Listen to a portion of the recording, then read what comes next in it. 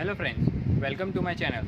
तो आज हम बात करने वाले हैं लाइटनिंग अरेस्टर के बारे में कि लाइटनिंग अरेस्टर होता क्या है, वर्क कैसे करता है, बिजली अगर गिरती है तो वो कितने वोल्टेज की होती है। तो इस वीडियो को एंड तक ज़रूर देखना। तो करते हैं इस वीडियो को स्टार्ट।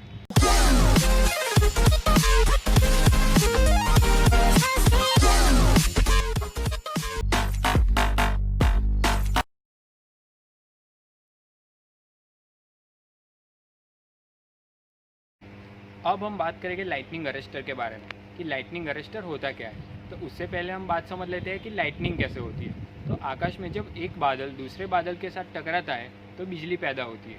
ये प्रोसेस कैसे होती है? तो जब एक बादल जो है वो हमारा पॉजिटिव चार्ज से भरा हुआ होता है और दूसरा बादल जो है वो नेगेटिव चार्ज से भरा हुआ रहता है। तो जब पॉजिटिव वाला बादल तो एक जगह पर खड़ा रहता है, जब नेगेटिव वाला बादल पॉजिटिव वाला बादल से टकराता है तो बिजली पैदा होती है। तो अब हमारा टॉपिक है कि लाइटनिंग अरेस्टर क्यों यूज़ करते हैं। तो जब बिजली हाई टेंशन लाइन पे आके गिरती है तो लाइन कंडक्टर को डैमेज कर देती है और पूरी लाइन पे हाई करंट फ्लो होने लगता है। बिजली में बहुत पावर होती है। ये बिजली एक सेकंड में जो 100 वोल्ट का जो बल्ब है उस बल्ब को 3 से 4 महीने तक चला सकती है। बिजली में इतनी ताकत होती है। बिजली जो गिरती है उसके वोल्टेज होते हैं 28,000 से 60,000 वोल्टेज तक होते हैं और वो मैक्सिमम 1 लाख वोल्टेज तक भी जा सकती है। ये बिजली 300 किलोमीटर तक भी जा सकती है। ये बिजली मतलब कि वो जनरेट होकर 300 किलोमीटर तक की दूरी तक भी जा सकती है। तो वो पॉजिटिव चार्ज की तरफ अट्रैक्ट होती है और वो हमारे पृथ्वी के आसपास पॉजिटिव चार्ज भरे पड़े होते हैं, इसलिए ये पृथ्वी पर आके गिरती है। एक बार का किस्सा ये था कि 2 बादल के टकराने से बिजली पैदा हुई थी और बिजली दूर जाके तीसरे बादल पे जाके टकराई थी। ट्रांसमिशन लाइन में सबसे ऊपर से एक वायर जाता है और उसके नीचे होते हैं RYB।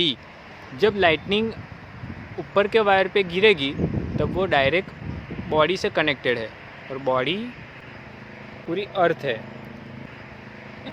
और बॉडी से एक वायर जाता है डायरेक्ट अर्थिंग में। और क्योंकि अर्थ का पोटेंशियल 0 है,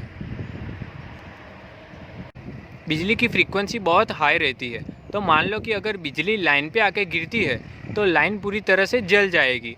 और अगर ट्रांसमिशन लाइन का कंडक्टर फेल नहीं होता ना, तो जो लाइन हमारे घरों से जुड़ी हुई रहती है वहाँ पर high current and high voltage आएगा। इससे क्या होगा कि हमारे इक्विपमेंट डैमेज हो सकते हैं due to heavy current. That's why we using stabiliser and MCB for protection purpose. अगर घर में हैवी करंट आता है तो ये MCB तुरंत सप्लाई को ट्रिप कर देती है। अगर हमको सारे इक्विपमेंट्स को बचाना है तो हमें लाइटनिंग अरेस्टर का यूज़ करते हैं।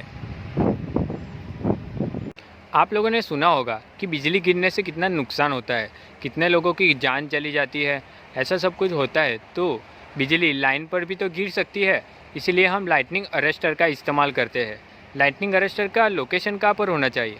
तो हमारी जो लाइन की बात करते हैं तो लाइन के सबसे टॉप में होना चाहिए, क्योंकि RYB के ऊपर होना चाहिए, ताकि लाइटनिंग अगर गिरती है तो RYB पे ना गिर के सबसे ऊपर वाले वायर पे गिरती है और ऊपर वाला जो वायर है वो बॉडी से कनेक्टेड रहता है और ये बॉडी पूरी ग्राउंड हो जाती है।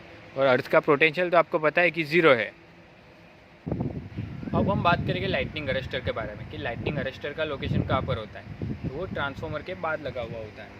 यहाँ पर है ट्रांसफार्मर का RYB कनेक्टेड है लाइटनिंग अरेस्टर से काउंटर तक कनेक्टेड। जब लाइटनिंग अरेस्टर पर बिजली आके गिरती है तो वो डायरेक्ट कनेक्टेड रहती है काउंटर के साथ और काउंटर कनेक्टेड है ग्राउंड के साथ और काउंटर में रीडिंग शो करता है। ये अभी ग्रीन पे है, मतलब कि ये अभी हेल्थी जोन पर है। ये लाइटनिंग को भी मेज़र करती है एंड लीकेज करंट को भी मेज़र करती है। ये लाइटनिंग अरेस्टर ट्रांसफार्मर के पास भी लगा हुआ होता है एंड ट्रांसमिशन लाइन पे भी लगा हुआ होता है, क्योंकि ये हैवी करंट एंड वोल्टेज से ट्रांसफार्मर को बचाता है। टोटल इतने टाइप्स के होते हैं लाइटनिंग अरेस्टर्स। मैं एक सेपरेट वीडियो बनाकर ये सभी टॉपिक को एक्सप्लेन करने वाला हूँ। तो आप लोग ने अभी तक मेरे चैनल को सब्सक्राइब नहीं किया तो सब्सक्राइब कर लीजिए, क्योंकि अब जब मैं नया वीडियो इस टॉपिक पर बनाऊँ तो आपके पास मेरा वीडियो सबसे पहले पहुँच जाए। तो इस वीडियो को एंड तक देखने के लिए शुक्रिया। मिलते हैं नेक्स्ट वीडियो में। Good bye.